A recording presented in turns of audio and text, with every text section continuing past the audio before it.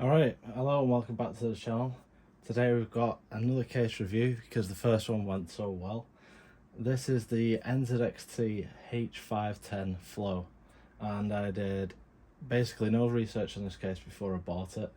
I went on Amazon, I was looking for a case that didn't have RGB and something that was from a name brand so I could rely on it coming, I'll build in it and it could go out and everything be fine. I wouldn't have any issues with it. And that's exactly what I thought with the Fractal case that I did a review on. Now, if you don't like my opinion, stop watching now. This is a review of the case based on my opinion, based on my initial impressions and building a system inside of it. So what this is a case that's black. There's minimal design, as follows through with a lot of NZXT products nowadays. Very boxy design and minimalist, which is sort of what Fractal Design were doing with the Define series many years ago, 10 plus years ago when the first Define R1 case came out. And I think PCs have changed a lot. We don't have, or we tend not to have optical bays in the top of the case anymore. And things have just been massaged. The dimensions are a bit different, but we can still fit an ATX motherboard inside this one, and fans and stuff, and there's room in the front for dual 120mm fans, and yeah, so we'll look at the front, then we'll look at the top, and I'll just make little notes as I go around it. So this case does seem to use the same sort of thickness of steel as the Fractal case, and this case is also in the same price bracket. On Amazon this was, I think, $55.99 when I purchased it just yesterday, and it came today. So I'm going to be comparing it to the Fractal case, although it isn't, red, it doesn't have LED fans. I'm looking for a quality case. Everything else can be changed. You can put lights in it, you can change the fans, but with this one specifically being an office PC, I don't want it to stand out too much, and it will sort of live under a desk. It will have somewhat mid to high end components in it just because of what it's being used for, mainly graphic and video work. So I need it to be able to dissipate the heat from the front, out the back, etc. On the front, the sort of 3/4 of the front of the case is a mesh panel. This is metal, and this can be removed easily and lifted out. There's 2 pins on the top of the front panel that just pop out of these 2 holders, and I don't really have any issues with that. It's well done. You can take it out easily, but it clips in well, and yeah, it sits flush with the rest of the case. It's appealing. It looks a bit like a fridge, it's just square and there's no real features to it. There is a gloss or satin effect NZXT logo right on the front down here. So if we take this mesh front panel off, you'll see that there is a fine plastic mesh in there for dust filtering, which brings us to the actual innards of the case. In here you can see you get one 120mm fan, and this looks like quite a new design for NZXT. The way the fins are positioned looks like it is more of an airflow fan rather than static pressure, and it's pre-installed in the lower half of the case, which to me shows that they're aiming this at the graphics card. It feels like a really nice quality fan, actually. I guess when you don't put LEDs on it, you have a bit more budget. All of this front panel and the top panel and the sides, it's all metal. The only plastic on this bit is obviously the fan and this insert into the front panel, and I'm guessing even this will snap out. Yeah, look at that. even that snaps out of the front panel to be easily cleaned, or you don't have to use that. That's really nice. So we'll put that back in, and it's that simple. It clips in. So these fans in the front are quite recessed, which means you could put in a all-in-one cooler or a radiator if you wanted to do an open loop custom system. Yeah, there must be another sort of fans width, which I think is 20 millimeters, something like that, before you probably run into any issue.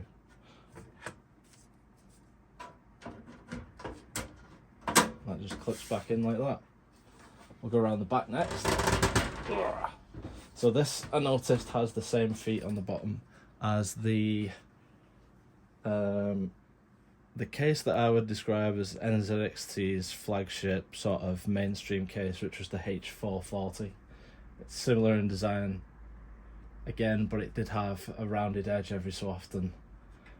So yeah, it has quite tall feet on the bottom, which is nice. It gives you lots of ventilation for the power supply area. This side panel is a metal panel and comes with some screws, which I've tightened up with the screwdriver because I've built in it, so I'll just have to loosen them off. From the factory, these are quite loose, meaning that you can take the side panel off using the thumb screws with your hands to start with. Some cases you buy the thumb screws are too tight from the factory, so I'll undo that one, and then you just undo the next one, and these are captive, so they'll stay there, and with the screws undone, the side panel doesn't fall off. So you pull on these. Oh, I've not undone that one. There we go. You pull on these and it sort of locates into a clips in the front, which is a unique design I've never seen before. So you've got these little hooks that locate into little prongs on the front of the case, and that's how the side panel is retained,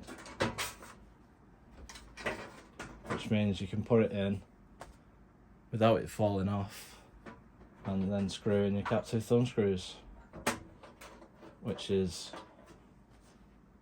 a bonus. For a case these days, it's absolute bare minimum that it does that. So I can't undo these in one for some reason. Yeah, there we go. So with that off, and the side panel is no real, it's the metal's folded over at the edges and it's not that flexible, so quite good. It's done, you know, structural rigidity wise, the side panel is quite nice. Looking in the back of the system, this is what blew me away.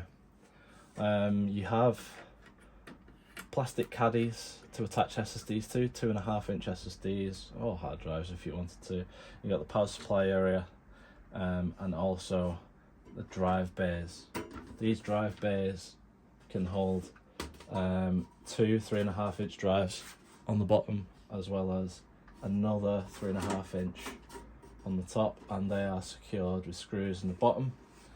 So as you can see here, we've got rails that the drive caddy actually sits on, and not only is there rails, it looks as though it's marked so that you can do different things with it. It says 3.5-inch hard drive SSD. I can't tell what that says. DDC? D5? Yeah. So this is mounting for a DDC or a D5 liquid cooling pump, you know, coolant pump. There's slots drilled there that say SSD on them, and I'm assuming you can get different caddies and stuff like that you can sit in there.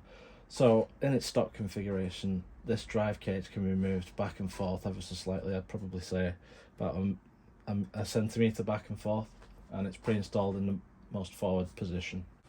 This system isn't going to use a 3.5-inch hard drive. It's all going to be solid state based, which is mounted onto the motherboard. But just for example, if you were to put a 3.5-inch drive in, that's where it would sit. and I'll just plug in the power lead here,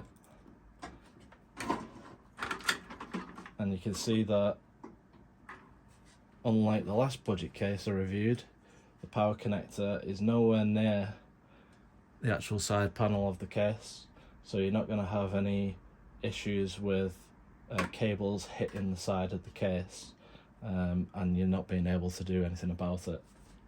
So start at the front area. You've got a gap here. This is probably to assist you in mounting some kind of radiator or just access for fans and that. You've got some cable tie downs, 1, 2, 3 for your front panel. You do get twist ties pre-installed for these, and in the box there's an accessories box that comes with the case. I don't have it to hand right now, but you get a complete set of screws, and that includes motherboard screws, hard drive screws, standoffs, and a standoff tool, so that will take the hex bit and give you a Phillips head on the other side, so you can easily tighten up your standoffs if you need to rearrange them. It comes with a few cable ties, and there's a 3.5mm splitter, which I'll go into more detail, because that's used for the front panel I/O, which is on the top. Now, a trademark of NZXT's design is this channel that runs all the way up inside the other side of the case, and this is to cover any cables that bend over and through, like your PCI Express power cables, your motherboard 24-pin, and maybe just anything USB headers or anything like that. And SATA cables that would go through there and sit in the socket on the board. It just makes it's a cover, and it makes it a bit tidier. This is what really blew me away. NZXT have designed and decided to put in these cable routing channels into the back of the case, for you to route your PCI Express power, 24-pin motherboard power connector, along with little Velcro tie downs. That is a really nice feature, and completely not a feature I would have expected in the £55 mark. That's unreal. On top of that, on top of the SSD ones, you even have an 8-pin power cable route. There's one that goes across here, down.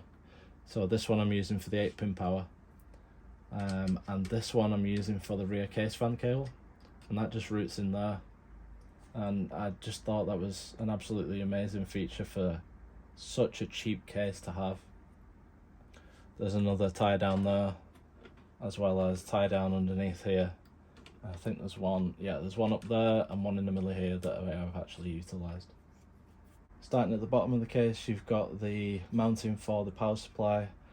These can be mounted either with air being sucked in from the bottom through the included dust filter, which is plastic with the mesh on, which then locates and slides into the case underneath here. So I've got this mounted so it sucks air in from the interior of the case, because the office that it's going into is quite dusty, so I wanted that to pull air in from the inside rather than the carpet low down where it's going to be sat on. You've got 1, 2, 3, 4, 7 PCI Express slots. You've got 7 PCI expansion slots, and this uses the usual sort of slider retention plate. I'm not keen on it, but this is very common with cheaper cases. I wish an engineer of such cases would tell me exactly why they use these. I don't like them. I don't really see the point. And even a Be Quiet case that I think I paid roughly 85 quid for uses this method, and I just don't understand. It's got to be cost saving, but I hate them. Up towards the top, you've got your cutout for your rear I/O for your motherboard. That sits absolutely flush against the back of the case, and you've got a 120mm fan that's pre-installed, comes with the case. So that's 2 fans that come with the case, and that's set to blow out of the case. You've also got this tab here and a screw, and that's for the side panel, which we'll go on to now. So the side panel. This is actually a tempered glass side panel, a real tempered glass tinted side panel on a case that's just £55. With all that you've seen so far, I think that's remarkable value. So the catch on the back of the case is a thumb screw. Again, from the factory, it's loose enough to be undone by hand. It's also a captive thumb screw. Then you can pull on the tab and off comes your side panel, and this uses the same retention mechanism as the front panel with these prongs and sockets. The bottom of the side panel simply sits in the edge of the case, and you clip it back in place and tighten it up with the thumb screw. Inside the case you can see we've got a full ATX MSI board fitted, and in the bottom you've got this meshed area, and this is for ventilation for, you know, if you have any hard drives in the bottom of there, as well as your power supply that may be sucking in from inside the case. There's 2 holes cut out in the back there for cables to come through, and we've got this nice cutout here also, which I'm assuming is to show off your nice braided cables for your PCI Express power. So if you wish to route your cable through the bottom, you can plug it into your card straight there, and it keeps it nice and neat. I've opted to go through the side route here. So as I was saying before, NZXT's design language usually includes this sort of band here that incorporates the NZXT logo and acts as a bit of a hide, you know, cover for any cables that may be coming through the back. It tidies it up a little bit, and I really think it is a nice design choice. There's a slit in the top here, which again I can only assume is for mounting something to. It's nice that they offer that. Those of you who are quite creative, and maybe if you're running a full liquid cooling setup, you could mount something else there. Nothing's coming to mind at the moment, but this case seems to give you a lot of options, and I think that's really good. If we look inside at the back, you can see that 120mm NZXT fan that seems to be airflow optimized just by looking at the shape of the blades. I have no comment on noise yet. I'm sure it's absolutely fine for a £55 case. And we have probably 5mm between the top of the massive VRM heatsink on this board and that rear case fan, which bodes well for motherboard compatibility. In the roof there's not that much room, but you do only get a single place to mount a fan. It looks like it will take a 120 or a 140, and it does look like that would be a standard height fan, so I think that will work absolutely fine. You're not going to be mounting any water cooling up there. So last but not least is the I/O on the case, and it's very minimal, but it's completely up to date. So you've got a power button, and as I've not turned this on yet, I don't know if it has a hard drive LED, but it's a nice satisfying click, and it does resonate through the case because it is thin metal. I think I am used to higher end cases. If it were me buying this case, which I really do like actually, just off the aesthetic of it, I would put some sound dampening inside, just like the stuff, acoustic dampening foam, or like bitumen panels you'd buy for insulating car doors with. You get a NZXT purple USB 3 Type A, and you also get a Type C, and this is the 3.5mm combo jack that I said about. So this goes to the HD audio header inside. Included in the accessories box, you get a 3.5mm 4-pole into dual 3-pole. Is it 3-pole or 2-pole? Anyway, it splits it out from the single to a headphone and a microphone, 3.5mm sockets. So to include that accessory in the box again is a really nice touch for such a cheap case. And if we go down the case, you can see that we've got that mesh cut out for an additional fan. That is only one, and again 120 or 140mm. With that USB-C port on the front, that does mean you do get the new type connector, so just make sure your motherboard's got one of these and you'll be able to use that type C on the front. If I could critique anything, I wish that this connector was right angle, because it does stick out quite a lot and it's a little bit fiddly to plug in. But again, at 55 quid to have a type C on the front utilising the latest in standards, I really can't moan. Here's another feature I noticed. This is a single front panel I/O connector for your power button, power light, hard drive light, that kind of thing. And I was completely blown away to see this. Finally, a case manufacturer. For all the layout is, from my understanding, not a standard. All manufacturers seem to use the same layout, so why not make it a standard? And NZXT have made the choice to incorporate all of those connections into the one plug finally. So I think in conclusion, you can make your own conclusion, but in my opinion, this really does set the standard for what I've seen of cheap cases, with a proper tempered glass side panel, minimal aesthetics on the outside, but really nice ideas, things that help you along, things that help you route your cables. The front panel connector for the power button and power LED being one standard connector instead of all the little wires, that really helps someone build the system together. It's got the latest I/O on the top. You get a breakout cable for your 3.5mm if you need to use a front panel microphone and headphones. The tempered glass side panel and the front panel have these what do you call these? Well, I called them something before, but I can't remember now. The front panel and the tempered glass side panel have these prongs that hold in. Again, it slots into the bottom of the case and then snaps in. It's really easy, it's secure. The glass side panel also has a captive thumb screw to further secure it. There's so much thought that's actually gone into this design, and it's clear that they've taken that thought from the higher end cases and experience and put it into this. So yeah, if you've got any genuine thoughts over this, do let me know.